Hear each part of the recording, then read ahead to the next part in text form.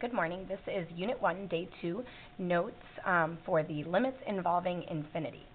So let's kind of recap. We have already taken a look at limits that are approaching a number, okay? So that was something like here, if you have a limit approaching a number, the first thing you always do is plug in a number. If you get a 0 over 0, that kind of shows you there's some sort of a trick and that you need to do something like factor or multiply by a conjugate, etc. So in this case, we factored. Then you can cancel, okay, and then you can plug in after you cancel, and then you get a number. But today we're going to look at what happens if when you plug in, you get a number divided by 0. Well, recall that a number divided by 0 indicates that there is a vertical asymptote. And so think about it. If you're approaching some sort of vertical asymptote, your choices is that you're either going to go to infinity or negative infinity, or the limit will not exist, right? Because if you're approaching a vertical asymptote, you've got two choices. You're about to hit it, you're either going to go up or you're going to go down. So that's when we're taking a limit, okay? So if you're taking a limit and you get a number over 0, that is kind of a clue that you're approaching a vertical asymptote, and then we'll have to take two one-sided limits to determine whether you're approaching infinity, negative infinity, or it does not exist. So let's just recall how to find a vertical asymptote. Remember that to find a vertical asymptote, all you do is set the denominator equal to 0. So here, notice they're just given f of x's, so you just take the denominator, set it equal to 0. That's how you find a vertical asymptote. Now here, the directions are slightly different because now it's a limit. So notice up here it was just an f of x, but now we're evaluating a limit. So when you find a limit approaching a number, the first thing you do is try to plug in. So you plug in x equals 3 there, and you end up with negative 4 over 0. So that kind of makes me sad because I wish it was a number so that I could be done. So, but then I remembered that, oh, this is a number divided by 0. That means I'm hitting a vertical asymptote.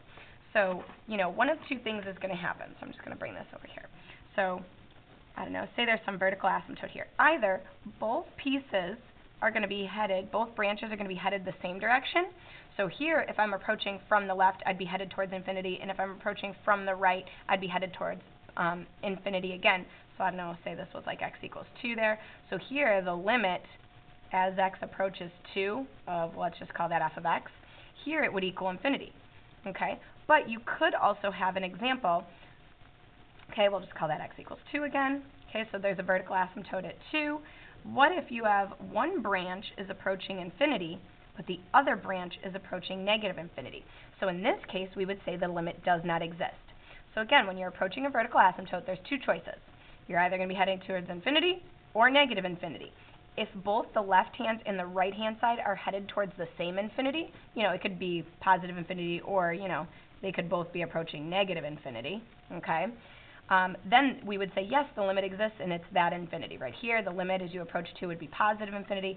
Here, if you had both of them heading down, you would be, the limit would be negative infinity. Or you could have the case where one branch is headed one direction and the other branch is headed the other direction, and here the limit would not exist, okay? So here, the limit as x approaches 2 does not exist for some f of x there. Okay, so that's kind of our goal with these next ones, is to take a look and see what's happening there. Okay, so here, again, you always try to plug in the number first. Whenever you're evaluating a limit approaching a number, your first strategy is to plug in. So you plug in, you get a number over 0. That tells you there's a vertical asymptote. Well, how do we do this algebraically? We're going to take the limit as you approach from the left-hand side, and then the limit as you approach from the right-hand side. So notice that I don't care what the output is. I only care about what infinity you're approaching, okay? So here, I kind of think of a number just slightly to the left of negative 2. So maybe like negative 3 or negative 2.5. And since I'm only caring about the positivity, the numerator here would be positive. The denominator, if I plugged in a negative 3 plus 2 would be a negative, and a negative cubed is still negative. So from the left-hand side, that branch is headed towards negative infinity. From the right-hand side, okay, when you plug in, that branch is headed towards positive infinity. So since this branch is headed towards negative infinity and this branch is headed towards positive infinity, they're not the same. So it would be like this example, where they're headed different directions. So then we would say the overall limit does not exist. Recall, if you just have the limit with no little plus or minus, that tells me that you already took into consideration both sides of it, okay? Where on this example, when you go to plug in a number slightly to the left of 3, so 2.99999. If I plugged in 2.99, I'd give a negative in the numerator, and then I would have a negative here, but then you square it, so it's going to be positive, okay? And so a negative divided by a positive is negative infinity.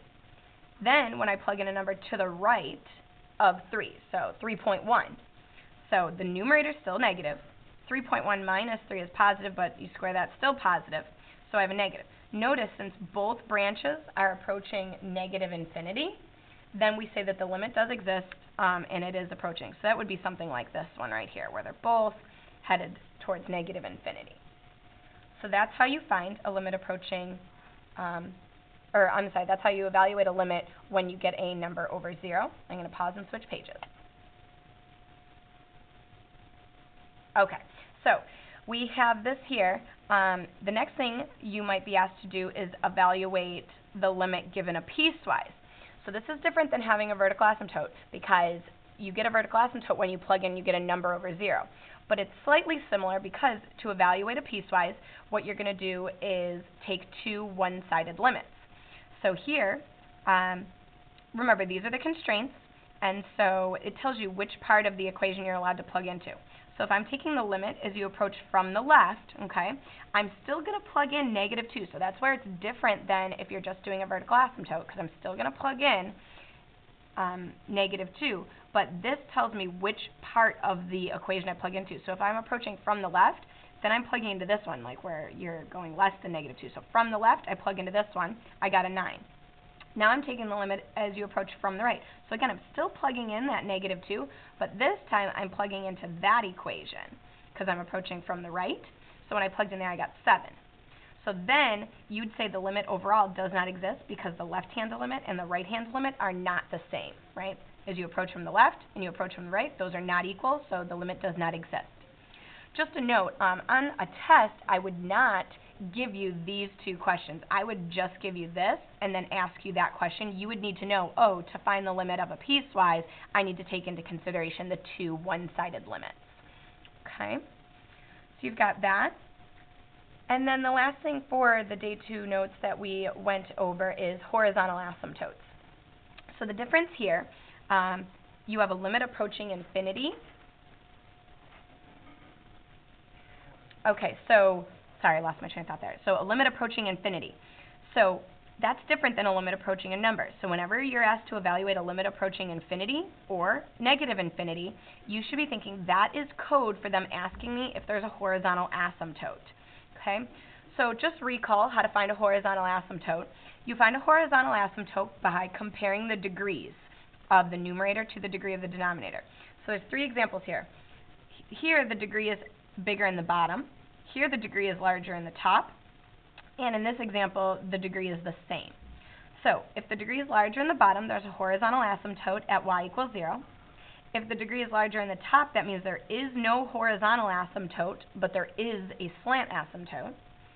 And if the degrees are the same, then remember you grab the coefficients to get the horizontal asymptote. Well, I'm telling you that this first one and the third one are the 2 easiest, because if there is a horizontal asymptote, that is the limit as you approach infinity. So if you get this first or the third, then you're done. You just find the horizontal asymptote and you're like, that's my answer. The problem is when you try to do, when you try to find if there's a horizontal asymptote and the degree is bigger in the top, or I call that top heavy. So to do this, what you're going to do, your strategy there is, if it's top heavy, aka there's no horizontal asymptote, we're going to plug in infinity, whichever infinity you're approaching. So if it's telling you positive infinity, you plug in positive. If it's approaching negative infinity, you would plug in a negative infinity. And again, I put that in quotes because remember, infinity is a concept, it's not a number, so we're not really plugging it in. But what we're trying to do is see where this thing is headed. So if you recall from pre-cal, or when you graphed rationals, if there's not a horizontal, that means that there's some sort of a slant asymptote. And so remember, that kind of looks something like this. Might have something like that going on. So as you're approaching infinity, the y values there would be taking off towards infinity or towards negative infinity. So again, we are more concerned about which infinity you're taking off towards, and then we'll that's where you're headed is the limits there. So I'll kind of go through a couple here. So notice the difference. The limit is approaching infinity this time, not a number. Okay. So the first thing I say, if the limit is approaching infinity, that's asking me, is there a horizontal asymptote? In this case, since it's the same degree in the numerator and the denominator, we say that it's balanced, and we just grab those coefficients. So here it's -3 divided by 3, so here the limit is -1. Okay? Very similar down here. Here the degrees are the same, right? They're both linear. Or over here, the degrees are the same. Okay? So if the degrees are the same, it's balanced. You just grab the coefficient. So 1 divided by 1, that's where this one came from. Over here, -5 over 2. Okay? So those are some examples of where the degree is the same. Now, you may have where it is bottom heavy, okay, where the degree is larger in the denominator. So that's like this one. So it doesn't matter that it's approaching negative infinity. It's still bottom heavy, so that tells me there's a horizontal asymptote at 0. And let me find another one. Is there another one that's bottom heavy? Nope, I guess there's not. Okay, so there's that. All right, so then let's take a look at one that's top heavy, right? So we did one where they were the same, one where it was bottom heavy. Now let's take a look at where they're top heavy. So this whole row here is 7, 8, and 9. They're all top heavy. And to do that, I kind of made a note. There's no horizontal asymptote for each of these. They're top heavy. So if it's top heavy, what you're going to do is you plug in infinity. If you plug in a positive infinity and square it, you get a positive. If I plug in a positive infinity here and subtract 5, I still get a positive number.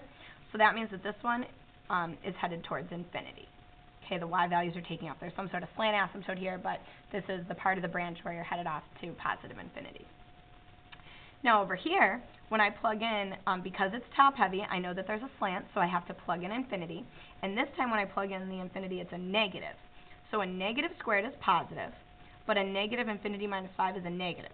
So that tells me that this one is headed towards negative infinity. Okay, so that's how you do it. And then you'll notice there's a couple where the horizontal asymptote rules don't really apply because you're like, how do I compare the degree if it's some sort of trick? Well, this one is a little bit harder. You have to kind of visualize what this is going to look like. You can't compare the degree because, the degree of a trig function, like that doesn't, it's not like the others. So what you can do is think of sine of some number, so some huge number.